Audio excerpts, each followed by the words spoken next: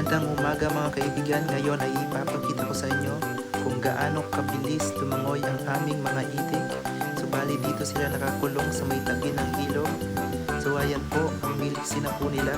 Mag-iisang buwan pa lang po itong aming mga itik, pero ang lulusog na nila at ang liliksi. Ayan po, at ang galing na nilang lumangoy. Humabol pa yung isa, ayaw magpaiwan.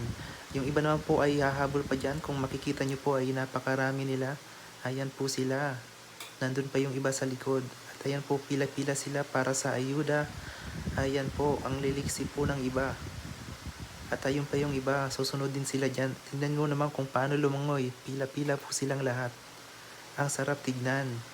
Ang cute po nila at ang liliksi. At ang bibilis na po nilang lumangoy. Kaya ayan po, pila-pila po sila. Ayan po. So hanggang dito na lamang po sa ngayon. Hanggang sa susunod na video.